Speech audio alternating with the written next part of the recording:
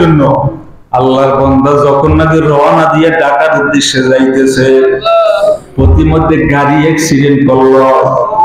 আরে মেডিকেল না, ওই গানটাও গেলাম। মেডিকেলে যাওয়ার পর ডাক্তার বলে লোকটা মারা গেছে। আমরা নিয়ে আসলাম বাসায়, রাত অনেক হয়ে গেছে। রাত্রে যখন কাপড় দাপনের ব্যবস্থা করা যায় না, হুজুর কি করবো, হয়রান পেরেশান। আমি গেলাম কাছে, যাইয়ে বলতেছে ভাবি এই মরা লাশটা একটু আজকে রাত্রে বেলায় কামরার মধ্যে রাখবো। হুজুর আশ্চর্যের ব্যাপার, ওই আল্লাহর বান্দার স্ত্রী যাকে নিয়ে প্রায় থাকতেও ঘুমাই গেছে খাটের মধ্যে, ওই মহিলা ডাক দিয়ে বলে গোলাম সর্বনায় বিদায় করি, মরা লাশ আমার কামরা ঢুকাইও না। এরপরে গেলাম তার ছেলের কাছে, যাইয়ে ছেলেকে বললাম তোমার বাবার লাশটা একটু কামরার ভিতরে রাখবো। সে আমার পা জড়াইয়া ধরে বলে ভাই ওই মরা লাশ আমার কামরায় ঢুকাইয়েন না, আমার ছেলে মেয়ে আছে ভয় পাবে। লাশার ঘরে রাখতে দিল না, গোয়াল ঘরের মধ্যে রাখছি। আমার ভুল হয়ে গেছে, তুমি এটা কিচ্ছু না, ঘর রাখবে না, বাড়িও রাখবে না। কেমন দিয়ে আমার বাবারা হাতে ধরি পায়ে ধরি, আমার মাওলায় না লইয়া বাবা কবরে যাইও না,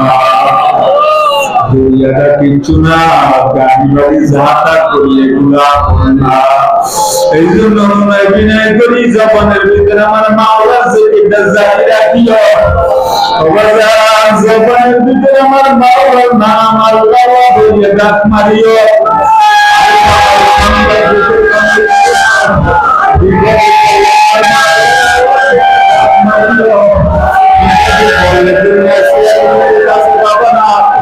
মেন্টারের কাছে পাবে না। আর আমার মাওলার মাসুদ, আমার বন্ধু, আমাদের বন্ধু, আমাদের মালিক, আমাদের মাসুদ, এই মাসুদের ডাক দিয়ে দেখো আমার মাওলার ডাকে সাড়া দিবে। এই মাওলার মাসুদ আমাদের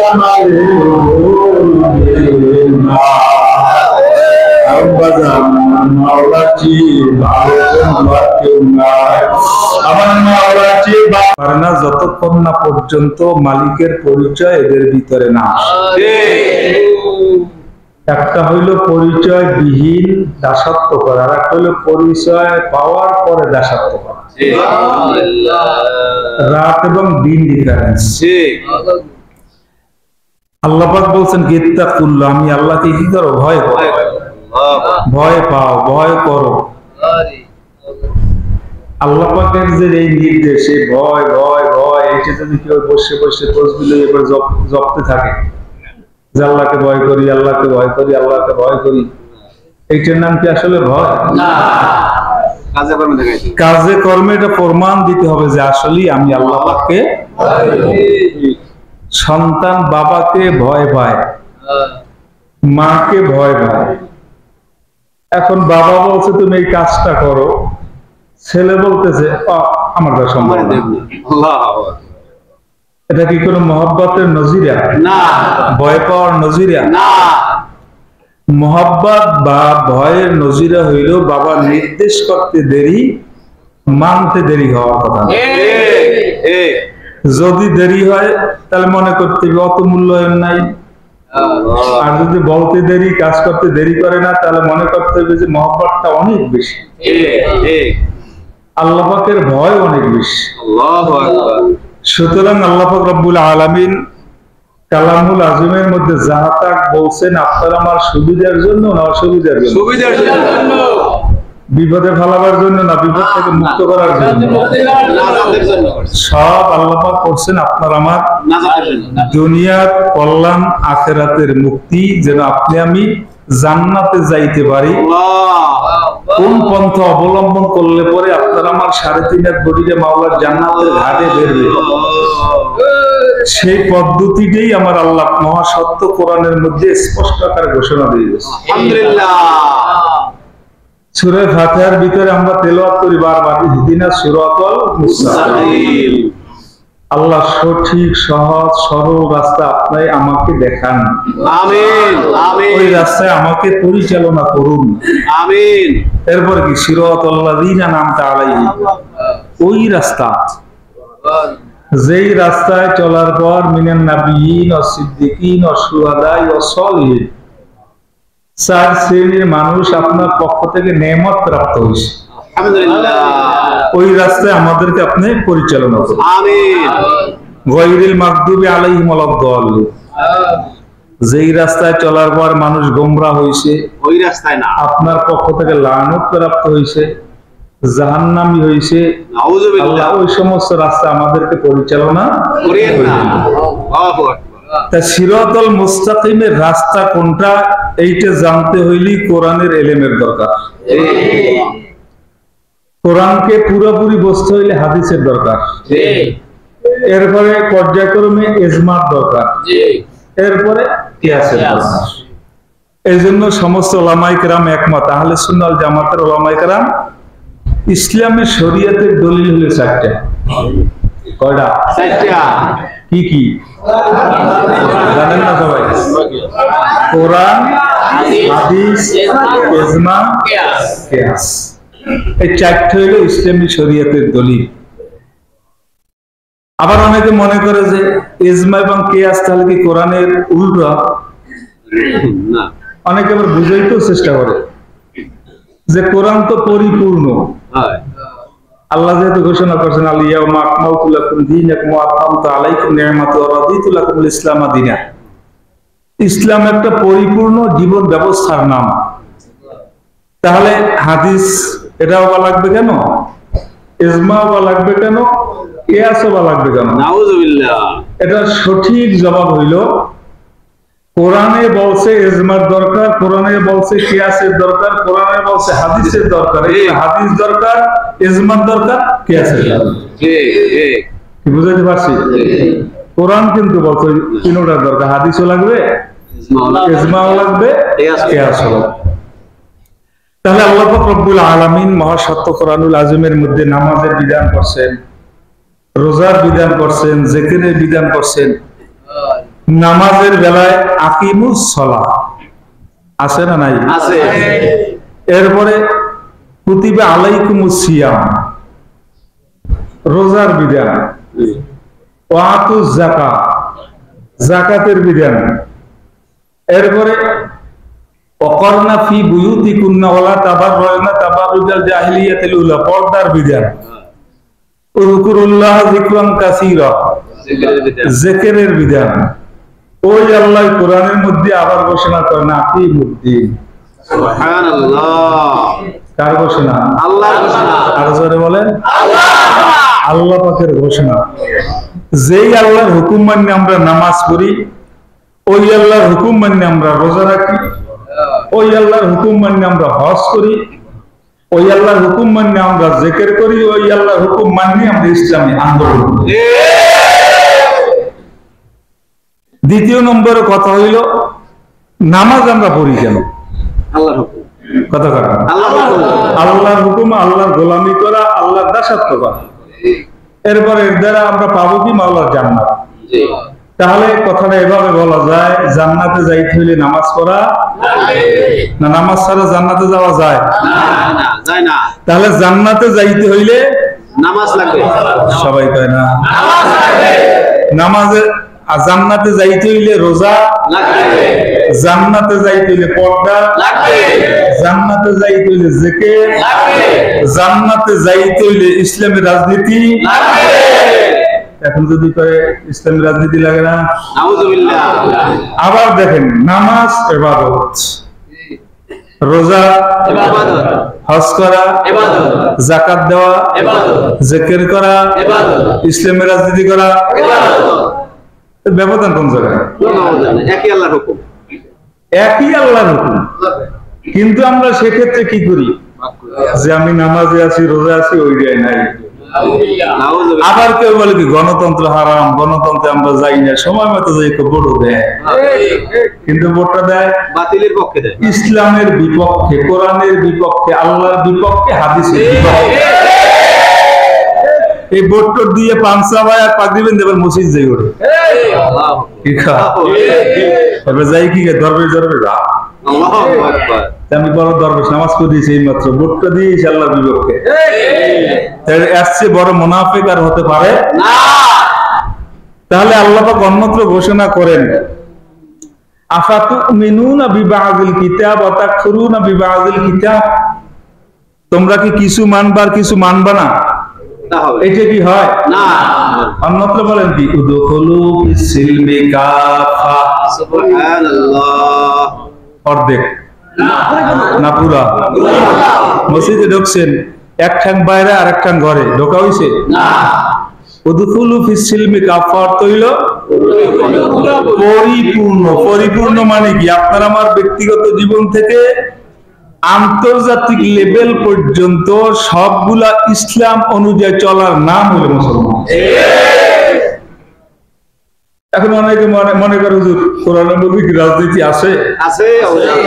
আবার অনেকে মনে করি রাজনীতি করলে কি দরবেশগিরি থাকে না, মুরিদগিরি থাকে না, সফিগিরি থাকে না, পীরগিরি থাকে না? নাউজুবিল্লাহ। তাহলে তো আমরা বলবো আল্লাহ আমাদের মাফ করেন, আল্লাহর হাবিব রাষ্ট্র পরিচালনা করছেন, রাষ্ট্রের প্রেসিডেন্ট ছিলেন, আল্লাহ রাসূল যুদ্ধ করছেন, বিগ্রহ করছেন, দান মোবারক শহীদ হয়েছে, মাথার হেলমেট ভাঙ্গে মাথার ভিতরে ঢুকে পর্যন্ত গেছে, ক্ষুধার্ত অবস্থায় আল্লাহর হাবিব পেটের ভিতরে পাথর পর্যন্ত আছে। তাহলে আল্লাহ রাসূলের নবুয়তি মনে ক্যান্সেল হয়ে গেছিল? আবু বকর সিদ্দিক রাদিয়াল্লাহু তাআলা জান্নাতের 1 নম্বর সার্টিফিকেট পাইছে। সার্টিফিকেট পাওয়ার পরে কিন্তু রাষ্ট্রের প্রেসিডেন্ট হইছে, হায় হায় এর আগে হইছে? জান্নাতের সার্টিফিকেট পাওয়ার পর কি হইছে? আচ্ছা, প্রেসিডেন্ট হওয়ার পরে কি আবু বকর সিদ্দিক রাদিয়াল্লাহু তাআলা জাহান্নামে হয়ে গেছে? না। ওমর রাদিয়াল্লাহু তাআলা 2য় নম্বর সার্টিফিকেট পাইছে। আগে জান্নাতের সার্টিফিকেট, এরপর রাষ্ট্রপ্রধান। তাই বলে কি ওমর রাদিয়াল্লাহু তাআলা দিকে জাহান্নামে হয়ে গেলেন? ওসমান গনি রাদিয়াল্লাহু তাআলা 3য় নম্বরে জান্নাতের সার্টিফিকেট পেলেন। আগে জান্নাতের সার্টিফিকেট, এরপরে রাষ্ট্রপ্রধান। শুধু তাই না, ওসমান গনি রাদিয়াল্লাহু তাআলাকে শহীদ পর্যন্ত করে দেওয়া হয়েছে। তাহলে ওসমান গনি রাদিয়াল্লাহু তাআলা জান্নাতের সার্টিফিকেট ক্যান্সেল হয়েছে? তারা কি জান্নাতে যাবে? কথা কেন যাবে? যাবে। কেন যাবে? রাজনীতি করলে যদি জান্নাত হারাম হয়ে যায়, তাহলে দেখা গেল ঈমান আমরা পাকা করতেছি। আল্লাহ রাসূল বলছে তোমাদের ঈমানকে নবায়ন করো, তাজা করো। সাহাবারা জিজ্ঞেস করলেন যে নবায়ন করবো কিভাবে? তখন আল্লাহর হাবিব কি বললেন? কুলু লা ইলাহা ইল্লাল্লাহ। তোমরা কি বলো? লা ইলাহা ইল্লাল্লাহ। লা ইলাহা ইল্লাল্লাহ বলার দ্বারা কি হয়? ঈমান তরুতাজা হয়। জোরে কর। তরুতাজা হয়। ঈমান তাজা হয়, ঈমান নবায়ন হয়। শক্তিশালী। তাজকিয়া নফসের দ্বারা আমরা ঈমানকে মজবুত করতেছি, ইসলাহ হইতেছি, তাজকিয়া নফস অর্জন করতেছি। আপনার আমার ঈমান মজবুত হইল কি হইল না, এইটা যখন মাঠে ময়দানে আপনি আমি জাপাই করবো তখন এইটার প্রমাণ পাওয়া যায়। এক যুগ বসে আপনি জেকের আজকার করে ঈমানটা খুব মজবুত করছেন, একটা পরীক্ষা দেওয়ার দরকার আছে না? এই পরীক্ষা আজরাই এলে তখন করলে হইবে না, আগে করা দরকার। এই জন্য প্রতি 5 বছর পর পর আপনার আমার ঈমান মজবুত হইল না দুর্বল হইল, এটার পরীক্ষা। যে পরীক্ষাটা সামনে আসতেছে, আলহামদুলিল্লাহ, আপনার জেকের দ্বারা আপনার উপকার হইল কি হইল না এটা বোঝা যায়। ঈমানটা মজবুত হইল না এখনো দুর্বল আছে, দেখা যাবে সামনে নির্বাচন ঈমানি পরীক্ষা দ্বারা।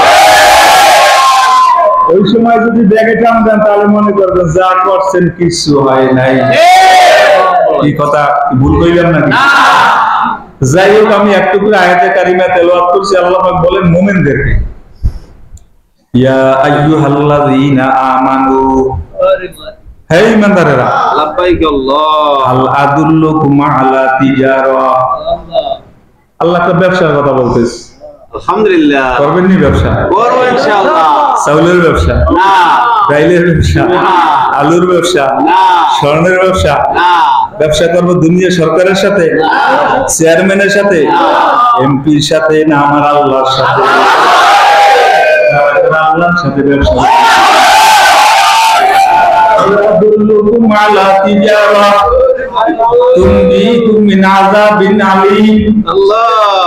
আল্লাহ বলেন ব্যবসা করলে কি হবে তোমরা শোনো, জাহান্নামে তোমাদের যাওয়া লাগবে না, কবরে 99টা সাপের কামড়, মৌতটা তোমার আসান হবে, হাসরের ময়দানে সূর্যের তাপ তোমার মাথায় লাগবে না, কিয়ামতের ময়দানে তোমার হিসাব দেওয়া লাগবে না।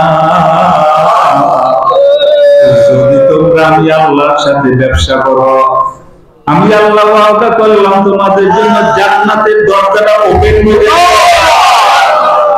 আমার আল্লাহ জান্নাত বানাইছে মুমিনদের দেওয়ার জন্য, মুত্তাকিনদেরকে দেওয়ার জন্য। উইদ্দাত লিল মুত্তাকিন, জোরে বলুন সুবহানাল্লাহ। আল্লাহ জান্নাতকে বানাই রাখছে মুত্তাকিনদের জন্য। মুত্তাকিন কারা? যারা নাকি নামাজি, যারা রোজাদার, যারা জাকিরিন, 24টা ঘন্টা যাদের অন্তরের ভিতরে আমার মাওলার ধ্যান এবং খেয়াল, আর হামেশা জবানের ভিতরে আমার মাওলা নামের জিকির, এরা হইল মুত্তাকিন। মুত্তাকিনদের আরো পরিচয় আছে। এই মুত্তাকিনরা যখন নাকি জাহান্নামের কথা স্মরণ করে, আর অন্তরটা প্রকম্পিত হয়, শরীরের ভিতরে ঝাঁকুনি আসে, শরীরিয়া দরদর দরদর করিয়া পানি পড়ে। আল্লাহর বান্দা আমার মাওলার দরবারে ডাক দেওয়া, রব্বানা আনফুসানা ওয়া ইল্লাম তাগফির লানা ওয়া তারহামনা লানাকুনান্না মিনাল খাসিরিন। ওই সমস্ত মুত্তাকিন বান্দাদের পরিচয়। রব্বানা, ও আমার আল্লাহ, যালামনা, আমরা জুলুম করছি, আনফুসানা, আমাদের নফসের উপরে। আল্লাহ, আমাদের নামাজ পড়ার দরকার ছিল, নামাজ পড়তে পারি না। আল্লাহ, হার হামেশা জবানের ভিতরে তোমার নামের জিকিরটা জারি রাখা দরকার ছিল, পারি না। আল্লাহ, তোমার কুদরতি কদমে সিজদা দেওয়ার দরকার ছিল, আমি পারি না। আল্লাহ, আপনি আমাদের মাফ করেন। আল্লাহ, আপনি ছাড়া আমাদের মাফ করার কেউ না। ইন্নাকা আনতাল গফুরুর রহিম। আল্লাহ, তুমি হইলা গফুর, গফফার, রহিম, রহমান। আল্লাহ, অপরাধ করছি আমি, আল্লাহর অপরাধী আমি, মাফ করবা তুমি, গুনাহগার আমি, মাফ করবা তুমি।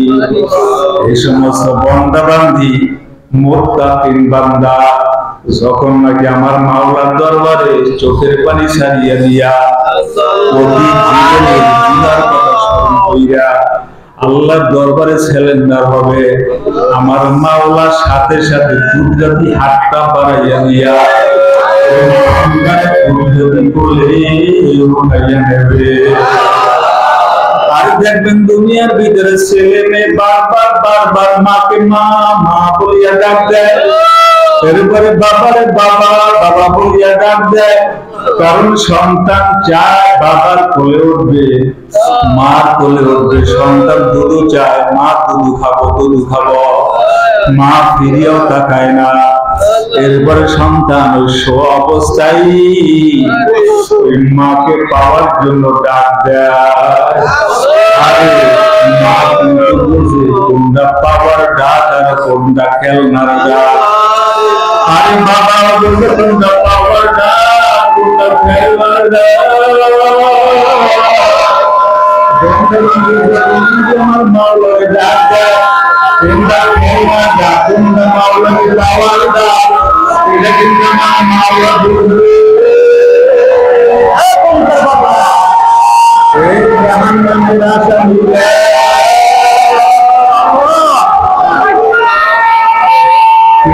সবাই কিন্তু জাহান্নামের আসামি। এই জাহান্নামের আসামি এই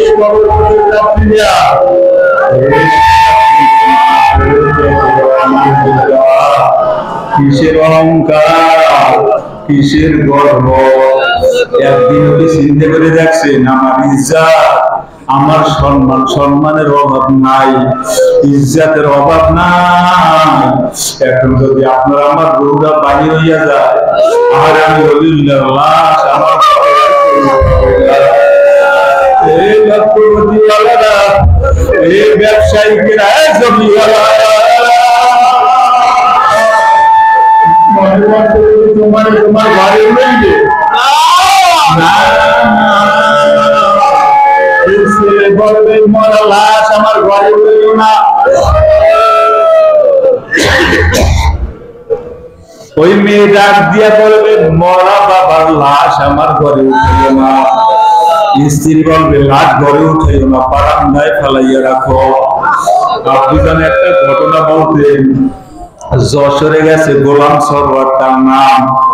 আব্বু জানে দুপুর বেলা খানা গাইতে বসছে, ওই আল্লাহর বান্দা খাতিরদারি করতেছে আর চোখের পানি ছাড়িয়ে দিয়ে বলে হুজুর দোয়া করেন এই ঘর বাড়ি সব বিক্রি করে ফেলাবো।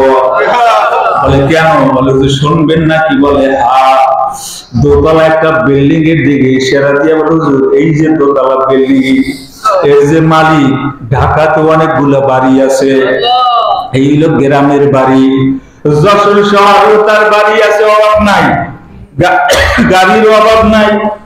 হুজুর এক মাস আগে আল্লাহর বান্দা বাড়ি আসলো এই গ্রামের বাড়ি দেখার জন্য। আল্লাহর বান্দা যখন নাকি রওনা দিয়ে ঢাকার উদ্দেশ্যে যাইতেছে, প্রতিমধ্যে গাড়ি অ্যাক্সিডেন্ট করলো। আরে মেডিকেল না ওই গানটাও গেলাম, মেডিকেলে যাওয়ার পর ডাক্তার বলে লোকটা মারা গেছে। আমরা নিয়ে আসলাম বাসায়, রাত অনেক হয়ে গেছে, রাত্রে যখন কাপড় দাপনের ব্যবস্থা করা যায় না। হুজুর কি করবো, হয়রান পেরেশান। আমি গেলাম কাছে, যাইয়ে বলতেছে ভাবি এই মরা লাশটা একটু আজকে রাত্রে বেলায় কামরার মধ্যে রাখবো। হুজুর আশ্চর্যের ব্যাপার, ওই আল্লাহর বান্দার স্ত্রী যাকে নিয়ে প্রায় থাকতেও ঘুমাই গেছে খাটের মধ্যে, ওই মহিলা ডাক দিয়ে বলে গোলাম সরওয়ার বিদায় করে মরা লাশ আমার কামরা ঢুকাইও না।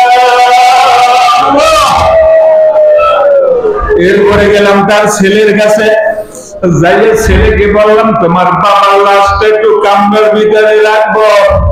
সে আমার পা জড়াইয়া ধরে বলে ভাই ওই মরা লাশ আমার কামরায় ঢুকাইয়েন না, আমার ছেলে মেয়ে আছে ভয় পাবে। লাশ আর ঘরে রাখতে দিল না, গোয়াল ঘরের মধ্যে রাখছি। আমার ভুল হয়ে গেছে, তুমি এটা কিচ্ছু না, ঘর রাখবে না, বাড়িও রাখবে না। কেমন দিয়ে আমার বাবারা হাতে ধরি পায়ে ধরি আমার মাওলায় না লইয়া বাবা কবরে দুনিয়াটা কিচ্ছু না, গাড়ি বাড়ি যাতা করি এগুলা না। এই জন্য বিনয় করি জবানের ভিতরে আমার মাওলার জিকিরটা জারি রাখিও। জবানের ভিতরে আমার মাওলার নাম আল্লাহ বলে ডাক মারিও।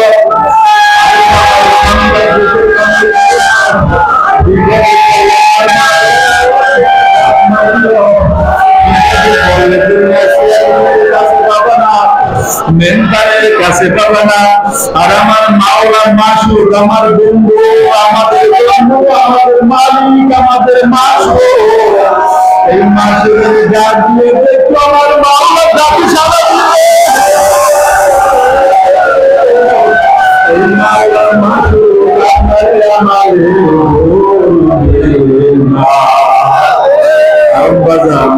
মাওলাটি ভালো কেউ নাই, আমার মাওলাটি ভালো কেউ নেই, আছে নাকি? ভালো মেস্তুর কেউ নাই, কাজে আমার মাওলারে ভুলিও না। আমার মাওলার দরবারে দোয়া করি, আমার মাওলা যেন আমাদের মাফ করে দেয়। আল্লাহ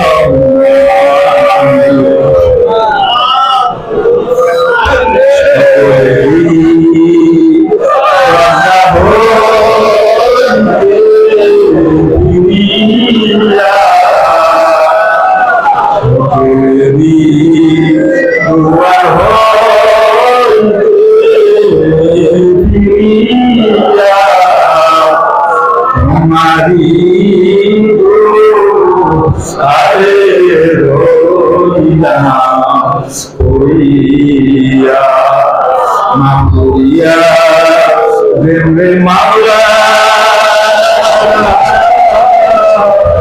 মাফ করিয়া ক্ষমা করে রে মাওলা ক্ষমা করে আল্লাহ আপনি তো তাকাইয়া দেন আল্লাহ গাড়ি লাগা ধরে ধরে নিয়ে হাত লাগাইলাম আল্লাহর মহল্লা তোমাদের